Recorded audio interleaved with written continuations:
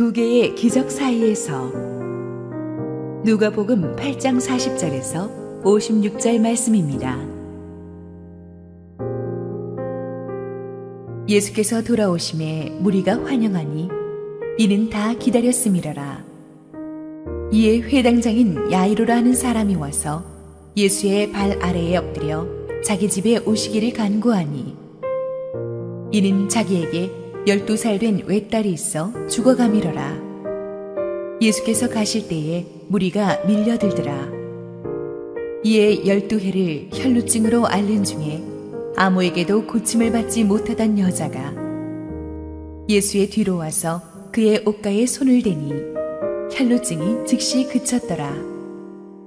예수께서 이르시되 내게 손을 댄 자가 누구냐 하시니 다 아니라 할 때에 베드로가 이르되 주여, 무리가 밀려들어 미나이다. 예수께서 이르시되 내게 손을 댄 자가 있도다. 이는 내게서 능력이 나간 줄 알미로다 하신대.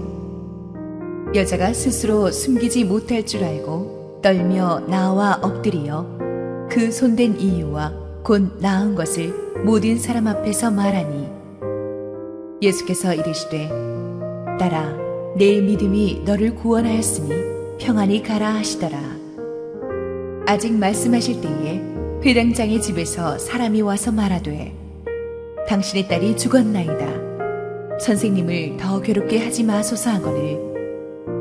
예수께서 들으시고 이르시되 두려워하지 말고 믿기만 하라. 그리하면 딸이 구원을 얻으리라 하시고, 그 집에 이르러 베드로와 요한과 야고보와 아이의 부모 외에는 함께 들어가기를 허락하지 아니하시니라.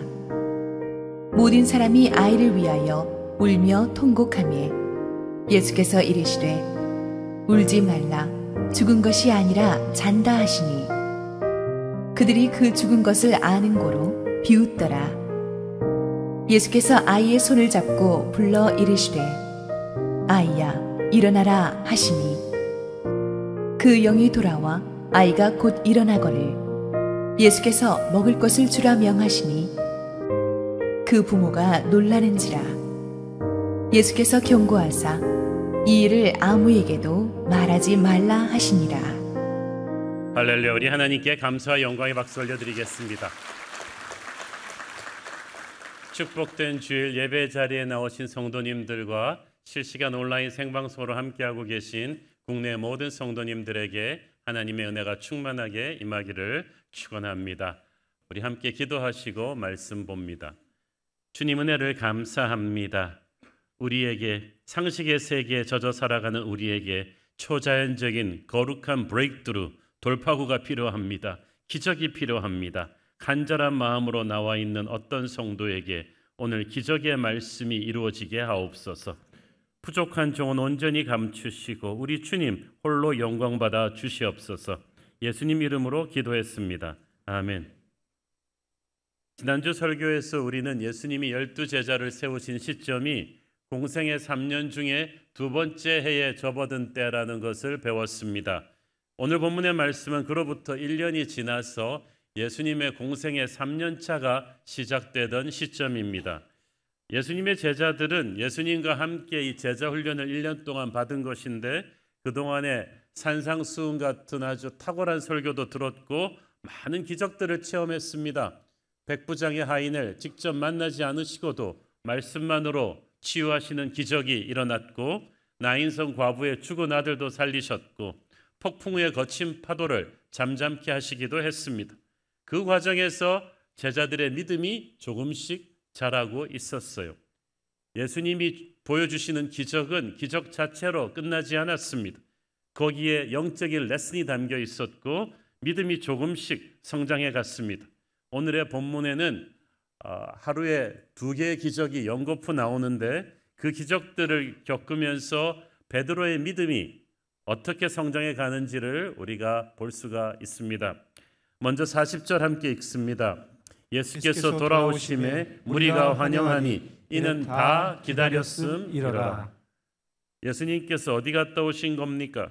마가복음 5장을 보면 예수님께서 원래 갈릴리 가버나움에서 사역하셨다가 잠시 거라사 지방으로 가셔서 귀신 들린 자들을 고쳐주셨었죠. 그런데 그런 기적이 있었는데도 그들은 예수님을 믿지 않았어요.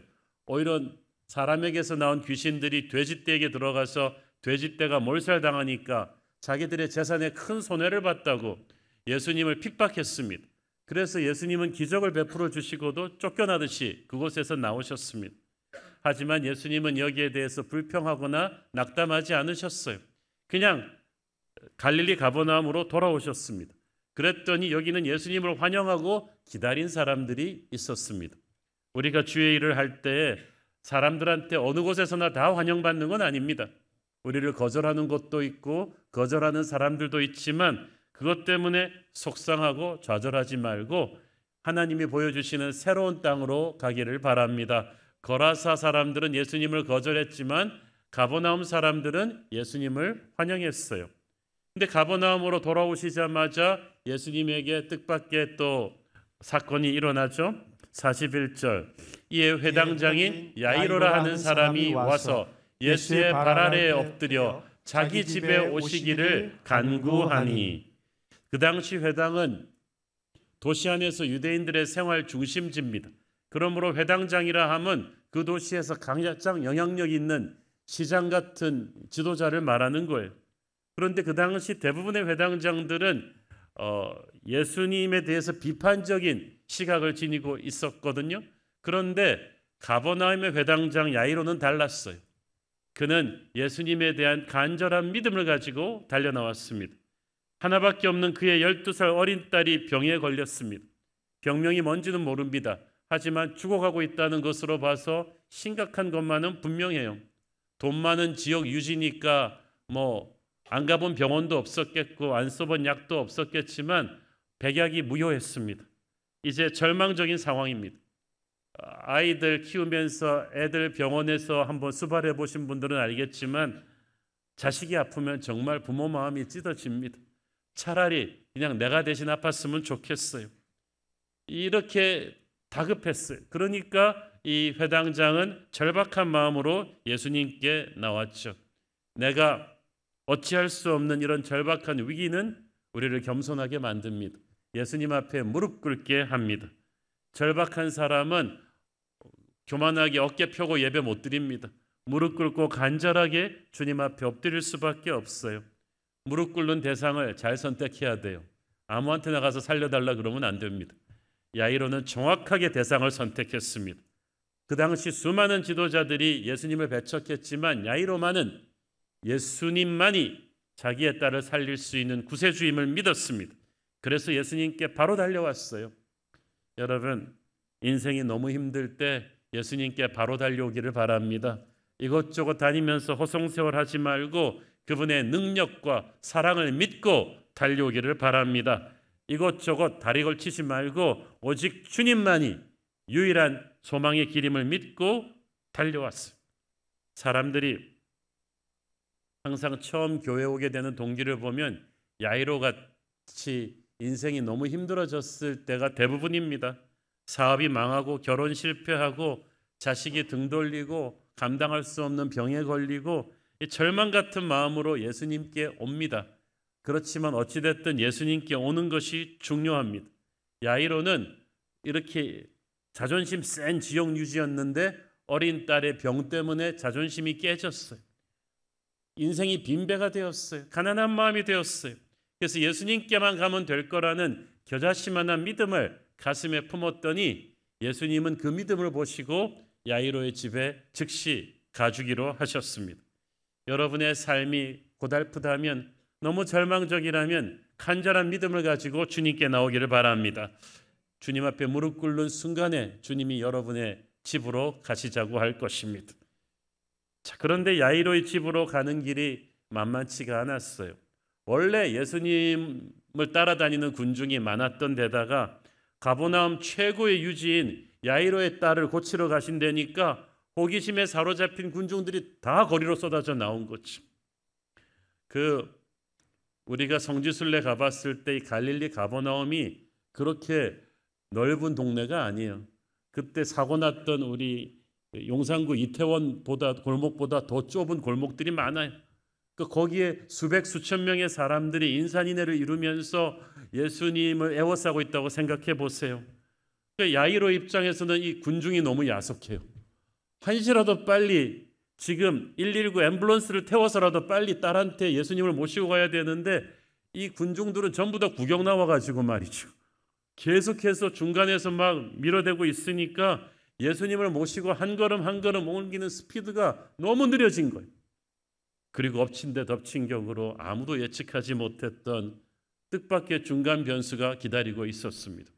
수많은 군중들 틈으로 아주 갸냘픈 여인 하나가 숨어드는 닌자 자객처럼 쫙 예수님 뒤로 다가가고 있었어요.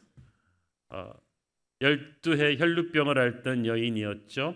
이 12해 혈루병, 만성 자궁출혈병입니다.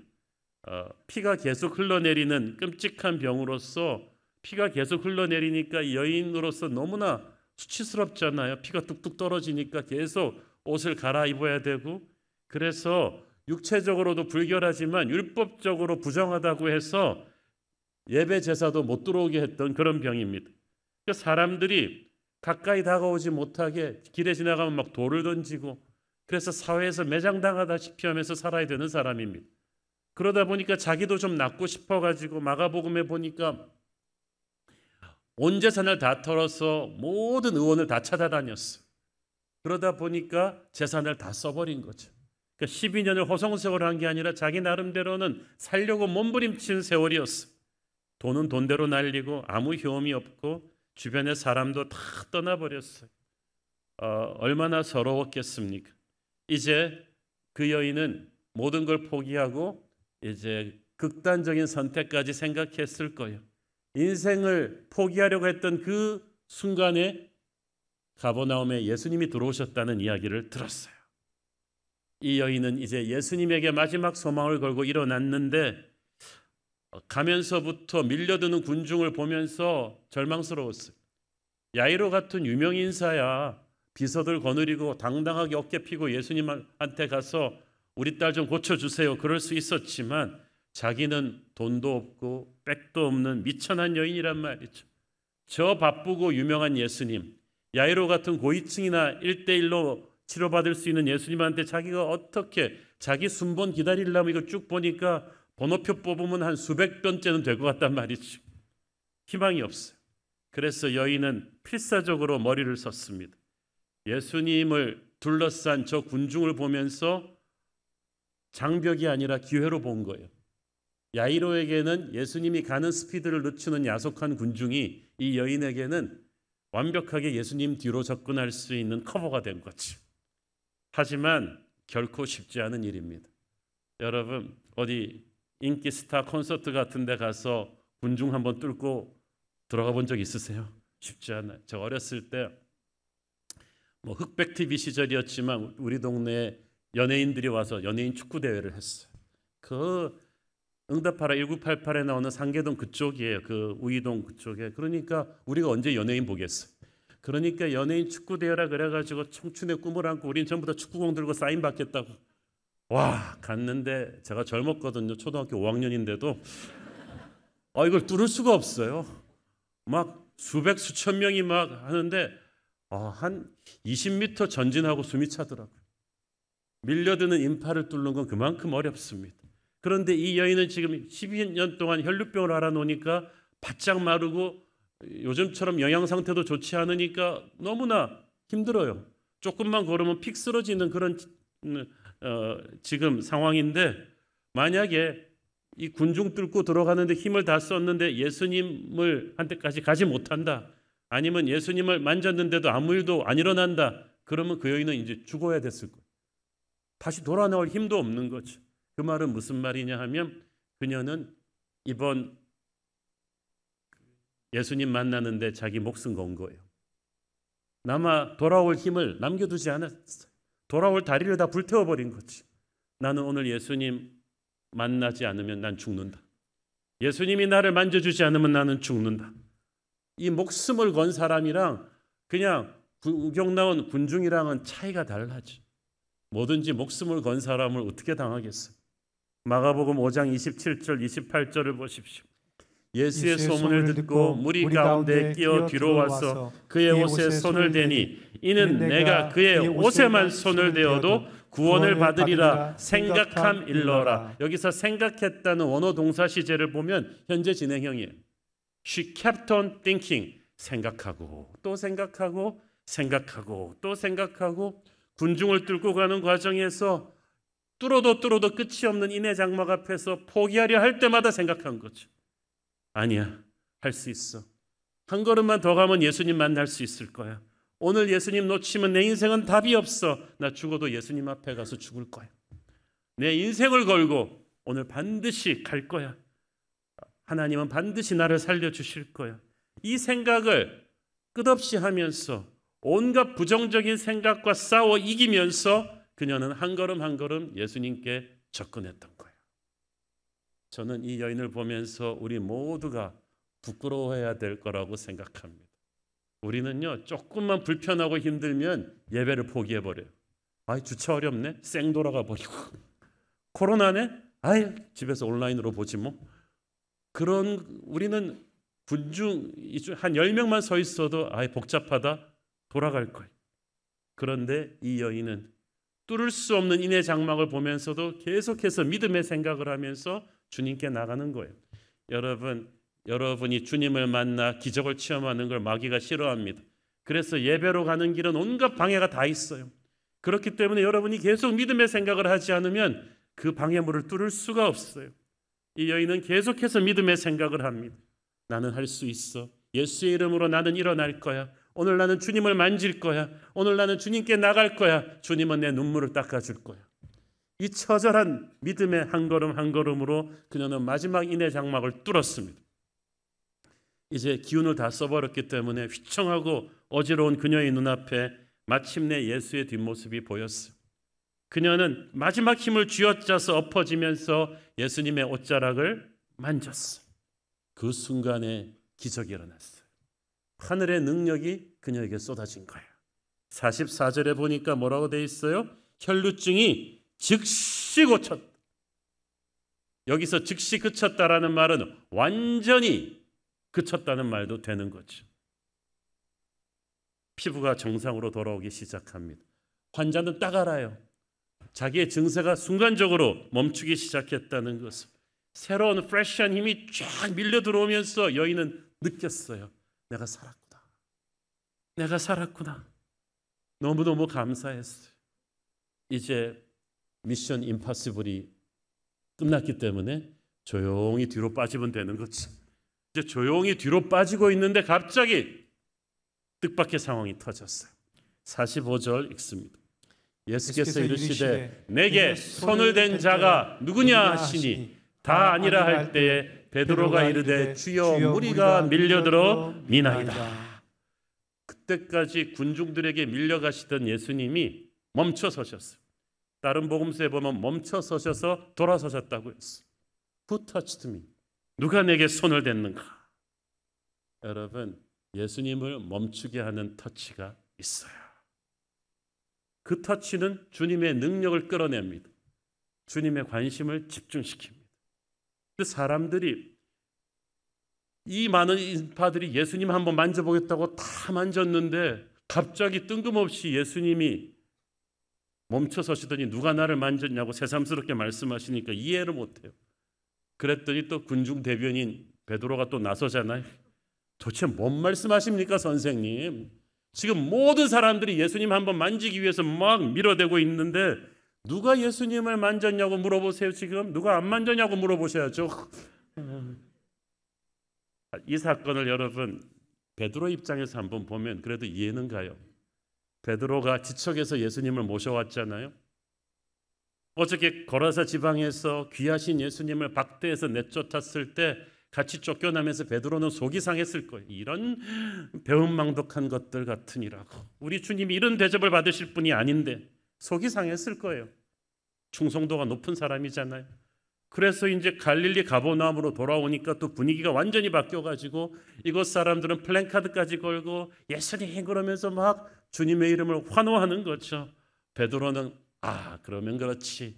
여기가 바로 우리가 있어야 될 땅이군 하면서 어깨가 으쓱해졌을 거예요. 마침 또 그 동네 최고의 유지인 회당장 야이로가 달려와서 자기 딸을 살려달라고 합니다. 베드로는 딱 들어보니까 예수님의 능력이면 문제없이 고칠 수 있을 것 같아요. 그래서 지체 없이 예수님 모시고 가면서 기대감에 막 부풀었어. 그래, 이 동네 최고의 유지인 야이로의 딸만 고쳐주면 다시 우리 주님의 인기는 하늘을 찌르게 될 거야. 그래서 어떻게든 빨리 주님을 에스코트해서 그 야이로의 집으로 가야 되는데 이 군중이 너무 많네요. 그래서 베드로랑 제자들이 스크럼을 짜고 주님을 모시고 한 걸음 한 걸음 옮기려고 하는데 막 죽을 힘이 드는 거예요. 그런데 갑자기 목수 출신의 힘센 예수님이 브레이크를 빡 꼬시더니 잠깐 그만 가자. 그러더니 누가 내게 손을 댔는가? 베드로는 참았던 짜증이 폭발한 거죠. 도대체 무슨 말씀을 하시는 거예요? 우리가 정말 얼마나 힘든지 지금 안 보이세요? 지금 마을의 최고 VIP인 회당장 야이로의 딸을 고치셔가지고 예수님의 지금 실추된 명예를 다시 쫙 올리는 게 지금 제일 우선순위인데, 그래서 한시라도 빨리 예수님 모시고 가느라 우리가 이 고생하는 게 못 보이세요? 누가 만졌냐뇨? 지금 무슨 자다가 봉창 두드리는 말씀을 하시는 거지. 우리도 좀 그럴 때가 있어요. 우리가 하나님의 뜻이라고 믿고 오리지널 목표를 향해 돌진하고 있는데 중간에 주님이 멈추라고 하시고 새로운 말씀 주시면 짜증이 나는 거예요. 제가 존경하는 선배 목사님이 교회 사활을 걸고 건축을 추진하고 있는데 주님께서 찾아온 선교사에게 선교원금 해주라고 하실 때 짜증이 나더라고요. 지금 무슨 말씀을 하시는 거죠? 건축이나 해놓고 선교원금을 하는 게 낫지 않아요? 근데 주님께서 찾아오는 선교사마다 선교원금은 계속 해주라고 하시는 거예요. 그런데 나중에 알았대요. 선교나 교육을 하나도 안 하면서 건축만 한 교회들이 건축하고는 무너진다는 것을, 오히려 선교라는 게 사로잡혀가지고 가난한 자를 돌보는 것을 다 파기한다면 그거는 교회가 아닌 거죠. 그러니까 여러분, 예수님께서 멈추라 하실 때는 다 이유가 있다. 따라해 보세요. 예수님이 멈추라 하실 때는 다 이유가 있다. 그런데 우리가 이게 참 어려워요. 우리한테는 과정보다 목표가 중요하니까. 이때 베드로는 몰랐습니다. 주님에게는 고위층 야이로의 딸만큼 이 가난한 혈류병 앓던 여인도 중요했다는 사실을. 베드로는 몰랐습니다. 우리는 한 번에 한 개밖에 못 보지만 주님은 동시에 여러 개를 보신다는 사실을. 베드로는 몰랐어요. 하나님이 우리 기도만 들어달라고 할 때 하나님은 수많은 자녀들의 기도를 동시에 들어주신다는 사실을. 베드로는 몰랐습니다. 우리는 이 일과 저 일이 전혀 연관이 없다고 생각하지만, 혈류병 앓던 여인과 야이로의 딸과는 아무 상관없다고 생각하지만 주님께서는 모든 것이 신비하게 연결된다는 사실을. 그래서 주님은 단순히 야이로의 딸을 고치시러 오신 것이 아니라 혈류병 앓던 여인까지 고치시러 이곳에 오신 거예요. 베드로는 몰랐습니다. 하나의 목표를 향해 달려가는 과정에서도 주님께서는 늘 멈추시고 새 것을 행하실 수 있다는 사실을. 그래서 베드로는 몰랐어요. 주님에게 온전히 맡기면 주님은 이 일도 이루시고 저 일도 이루어질 수 있다는 사실을. 그리고 이 두 가지 사건 모두 다 복음서에 기록되어 오늘날 수많은 우리 믿음의 후배들에게 어떤 믿음으로 주님께 나가야 되는지 교과서가 되고 있지 않습니까? 믿음의 세계는 이토록 우리가 모르는 풍성함이 있는데 단편적인 시각밖에 없는 베드로는 중간에 주님이 멈추셨다는 사실만으로 왕 짜증내고 있는 거죠. 오늘 베드로 같았던 분들이 있다면, 그래서 지금 막 찔리고 있는 분들이 있다면 한 박자 끊읍시다. 주님이 멈추시는 이유가 뭔지를 기다려 보십시오. 놀라운 축복이 있을 것입니다. 누가 나를 만졌느냐? 지금 수많은 사람들이 예수님을 이미 만졌는데 새삼 그 말씀을 하신 이유는 주님은 수많은 군중들이 락스타한테 몰려드는 호기심 같은 터치로 만드는 그런 터치를 신경 쓰시는 게 아니에요. 그런 터치로는 수백 번 만져도 상관없어요. 그러나 내게서 능력이 나가는 걸 느꼈다. 주님의 능력을 끌어내는 터치는 딱 하나라는 거죠. 장난으로 호기심에 빠져서 여러분 예배하면 안 돼요. 예수님은 그렇게 예수님을 만지는 사람들에게는 관심이 없으세요. 예배란 쉬운 말로 예수님을 만지는 거잖아요. 예수님을 체험하는 건데 이 여인의 예배는 달랐어요. 당해보지 않은 사람은 견딜 수 없는 12년의 서름을 겪었습니다. 돈도 친구도 다 잃고 지칠 대로 지치고 눈물도 말라버렸어. 매달릴 사람도 없어요. 그렇기 때문에 그녀의 한 걸음 한 걸음 주님께 오는 걸음은 그냥 내 기분 내키면 가고 안 내키면 안 가는, 조금 불편하면 안 오는 그런 예배자의 자세랑은 하늘과 땅 차이예요. 오늘 이 예배에 나의 목숨을 걸고 오는 사람이죠. 한 걸음 한 걸음 인의 장막을 뚫을 때마다, 저 복잡한 데 주차할 때마다 숨이 차고 힘들었지만 그녀는 포기할 수 없었어요. 그 서러움이 간절한 믿음이 되었고 그 믿음은 처절한 몸부림으로 예수님께로 왔습니다. 목숨을 건 그 결심이 인의 장막을 뚫고 예수님에게 왔고 그 터치가 주의 능력을 끌어낸 줄로 믿습니다. 오늘날 어떻습니까? 수많은 사람들이 오늘도 교회에 오셨는데 다 같은 은혜를 경험하고 갈까요? 저는 아니라고 생각해요. 그렇지만 오늘 어떤 분은 병이 치유되고 방언이 터지고 악한 영이 떠나가는 은혜를 체험할 것입니다.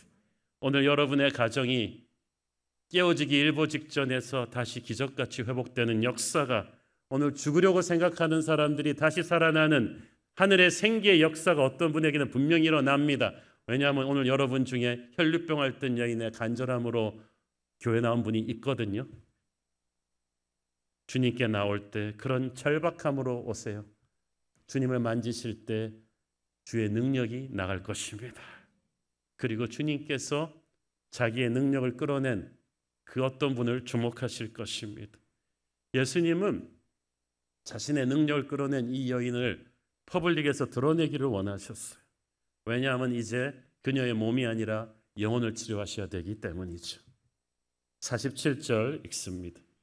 여자가 스스로 숨기지 못할 줄 알고 떨며 나와 엎드려 그 손댄 이유와 곧 나은 것을 모든 사람 앞에서 말하니.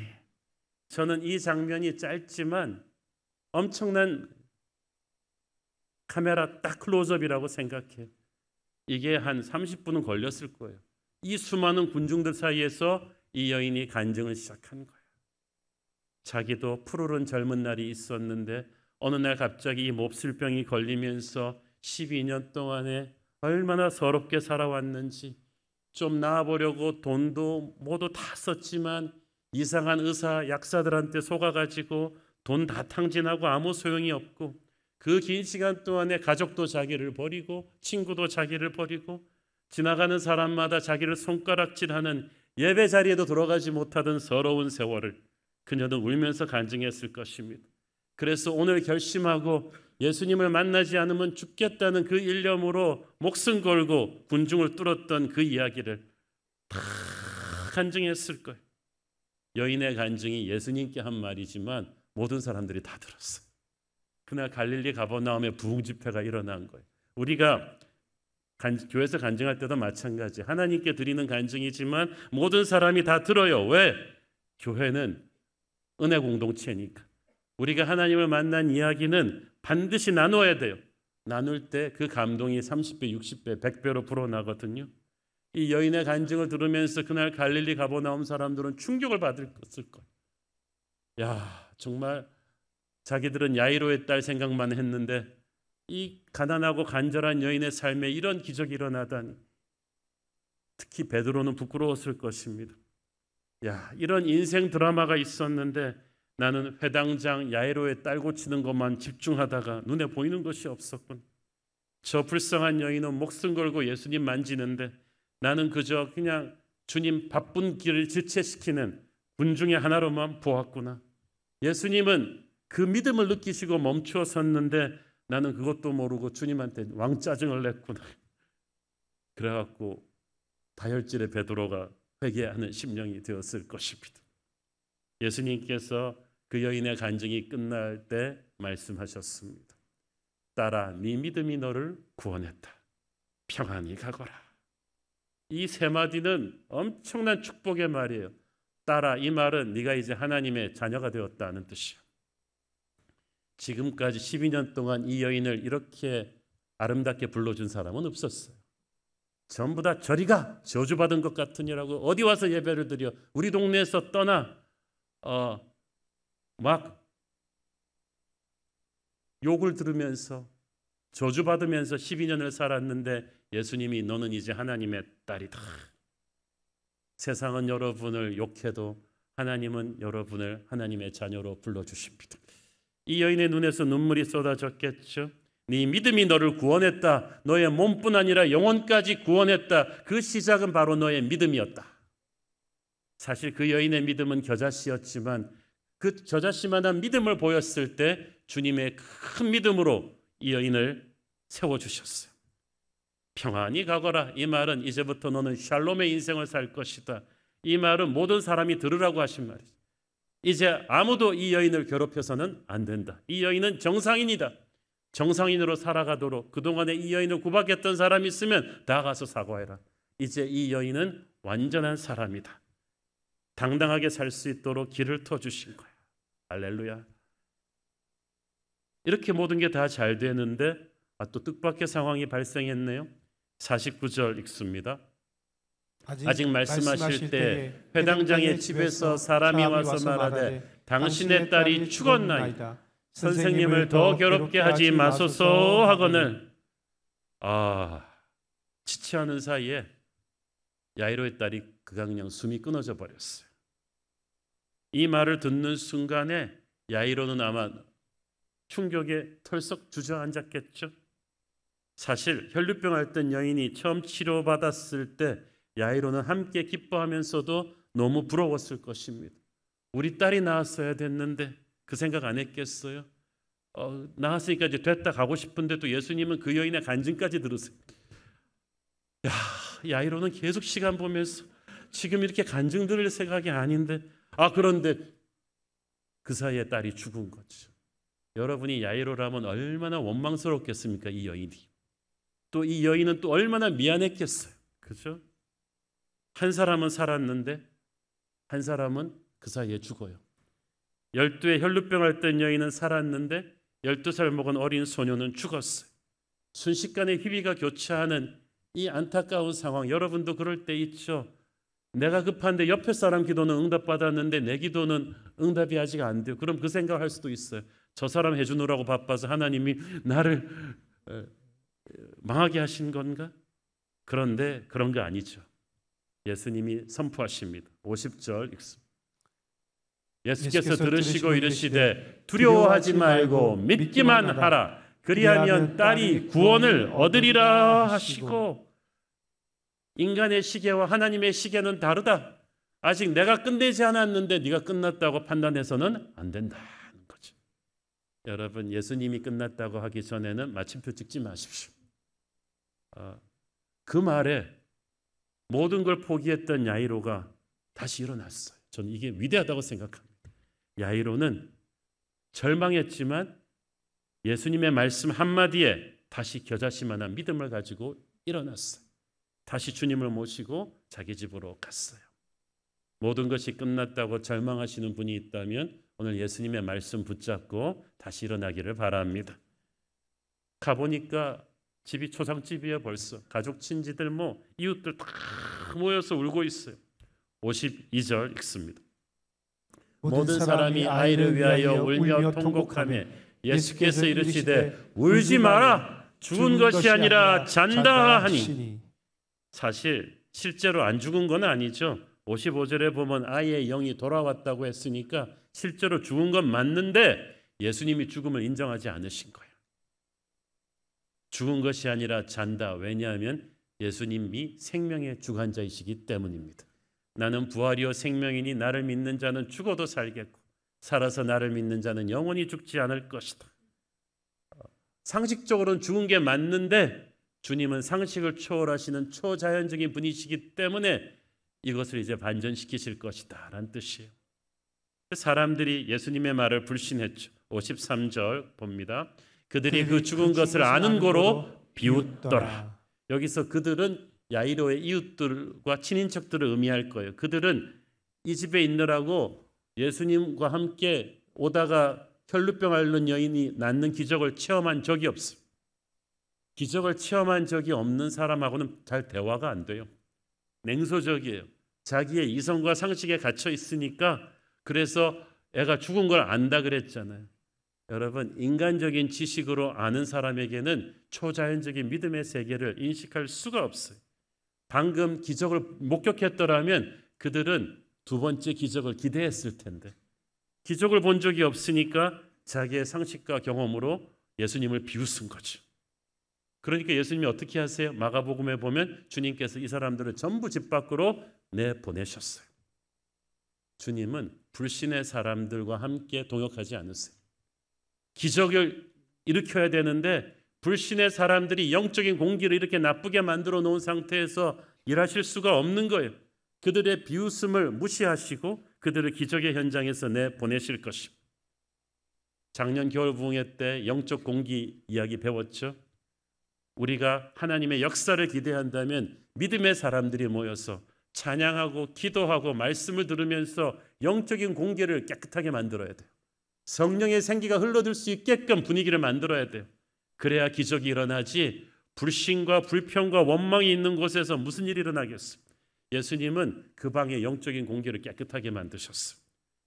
51절에 보니까 그래서 남은 사람은 아이의 부모 외에 베드로, 요한, 야고보뿐이에요. 야이로 부잣집이니까 넓었을 텐데 주님께서는 딱 그 사람들만 남기셨어요. 왜? 예수님 보시기에 아이를 일으킬 만한 믿음으로 영적인 공기를 깨끗하게 할 사람은 딱 그 사람들만 있으면 되는 거예요. 우리 같으면 이거는 굉장히 전 세계 텔레비전 중계해야 될 중요한 사건인데 예수님은 그런 것이 중요하지 않으셨어요. 그런데 이 예수님이 남겨주신 제자들 중에 베드로가 제일 앞에 있었다는 사실이 놀랍지 않습니까? 사실 베드로는 첫 번째 기적에서 예수님의 의도를 모르고 누가 나를 만졌느냐 그랬을 때 예수님을 면박 준 죄가 있어요. 저 같으면 알밤을 주고 너 제일 끝에 가 서 있어. 수제자라는 것이 말이지. 그랬을 텐데 베드로가 그래도 실수는 해도 배우는 게 빨랐던 것 같아요. 혈루병 앓던 여인의 기적을 목격하고 간증을 들으면서 회개도 하고 달라졌어요. 그러니까 또 하나의 기적을 기대하는 작은 믿음이 그에게서 생기기 시작했던 것이 분명합니다. 그러니까 처음 기적과 혈루병 앓던 여인의 기적과 야이로의 딸 고치는 두 개의 기적 사이에서 어떤 일이 베드로의 마음속에 일어난 거예요. 믿음이 자랐어요. 언급결에 목격했던 첫 번째 기적 때와는 달리 두 번째 기적에는 베드로의 기대하는 마음이 있었던 거예요.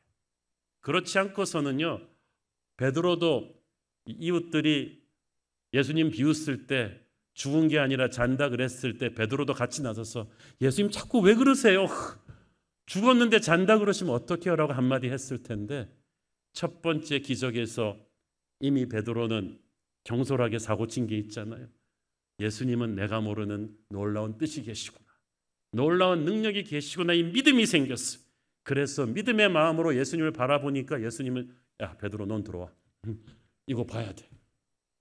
여러분도 첫 번째 기적에서 믿음이 자라기를 바랍니다. 그래야 두 번째 기적을 또 체험할 수가 있어요. 예수님께서 아이의 손을 잡고 말씀하십니다. 아이야 일어나라. 단 한마디로 기적이 일어났어요. 사랑하는 여러분, 그 능력의 주님이 오늘 이 자리에 임재해 계신 줄 믿습니다. 딴 나라에 계신 게 아니라 지금 이 공간에 여러분의 예배를 받고 계십니다. 여러분 중에 혈루병 앓는 여인을 찾고 계세요. 야이로를 찾고 계시는 거지. 누가 큰 믿음으로 주님을 만질 것인가를 기다리고 계십니다. 평생 한 번도 보기 힘든 기적을 하루에 2번을 1시간 내에 체험하면서 베드로의 믿음이 얼마나 자랐겠어요. 우리 주님은 고위층 야이로의 딸도 고쳐주시지만 가난한 혈루병 앓던 여인도 고쳐주시는 은혜의 하나님이신 줄 믿습니다. 차별이 없으세요. 자기가 직접 고쳐달라고 한 사람의 기도도 들어주시고 주님께 나오지 못하고 뒤에서 옷자락만 만진 사람의 기도도 들어주십니다. 그분의 은혜는 무한합니다. 나의 문제를 해결하시는 주님께서 오늘 옆에 앉은 형제의 문제도 해결해 주실 줄 믿습니다. 저는 오늘 이 공간 안에 계신 모든 분들의 병이 나았으면 좋겠어요. 모든 분들의 가슴 속에 있는 태산 같은 문제가 다 해결받기를 원합니다. 주님, 우리가 오늘 이 절박한 믿음으로 나아갈 때 모두 함께 성경 속의 기적을 체험하게 하여 주시옵소서. 이것이 저와 여러분의 고백이요 간증이 되기를 바랍니다. 기도하겠습니다. 주님, 은혜를 감사합니다. 오늘 우리가 이 성경 속의 기적을 믿을 때 주께서 우리에게 혈류병 앓던 여인에게 주셨던 똑같은 축복을 주실 줄 믿습니다. 예수님 이름으로 기도했습니다. 아멘.